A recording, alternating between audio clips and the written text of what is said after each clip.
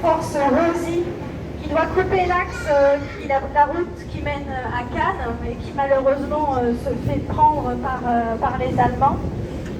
Ensuite, à 6 h du matin, ce sont les bombes, un pilonnage complet de la côte par l'aviation pour détruire toutes les défenses allemandes, dont le site des Ferrières, justement le sémaphore du Dramont, etc. Et puis donc, dès 8 h, les premiers GIs de la 36e division d'infanterie du Texas qui vont débarquer à Anteor et ici sur la plage du débarquement. Donc il faut quand même imaginer une armada de bateaux qui s'avance et qui va donc, grâce aux barges, vous avez un exemple de barge, vous l'avez certainement déjà vu sur l'esplanade, les barges qui emmènent environ 36 soldats à chaque rotation pour qu'ils puissent ensuite monter sur le sémaphore du Dramont, monter sur le site des Ferrières, se rendre sur la route de Boulouris. Le but étant de faire vraiment ce qu'on appelle une tête de pont pour pouvoir ensuite débarquer les jeeps, le matériel et ensuite libérer Saint-Raphaël du Fréjus.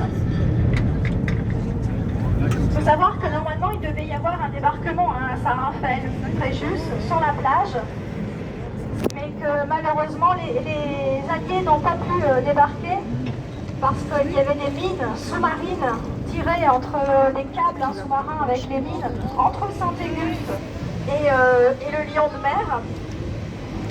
Et donc forcément, ils ont dû se rabattre sur la plage du débarquement. Et donc la majorité en fait des troupes va débarquer ici sur cette plage de Galets.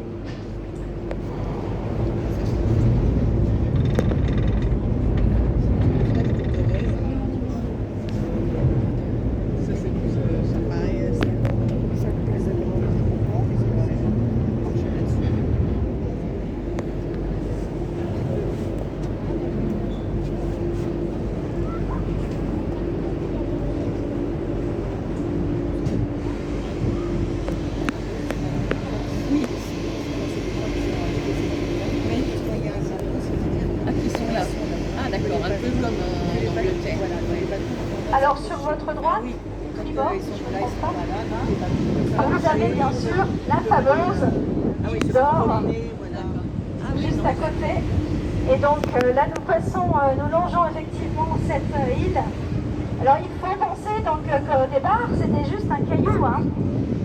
Il n'y avait pas de tour au tout départ. Et c'est le monsieur sergent qui va l'acheter aux enchères à l'État pour une bouchée de pain, en tout cas pour certaines personnes à l'époque. Mais il va la perdre à l'occasion d'une partie de cartes au profit du docteur Luto. Alors le docteur Luto, c'est un gynécologue, il vient très souvent sur la région et d'ailleurs il travaille et il soigne les carriers, enfin leurs femmes en l'occurrence. Mais c'est aussi un personnage un peu excentrique et donc comme il estime que cette île n'appartient plus à l'État français puisqu'ils l'ont vendue,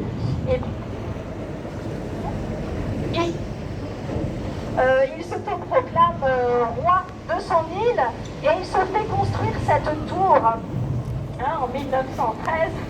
Oui. Donc avec tout un protocole et il se nomme donc Sa Majesté Auguste Ier, roi de l'île d'Or. Alors elle aurait inspiré, selon les de Hergé pour son album Tintin et l'île Noire, qui met en place un gorille sur l'histoire. Et quand on regarde le rocher qui se penche comme ça sur la tour, on peut imaginer un gros singe, un gorille, tour.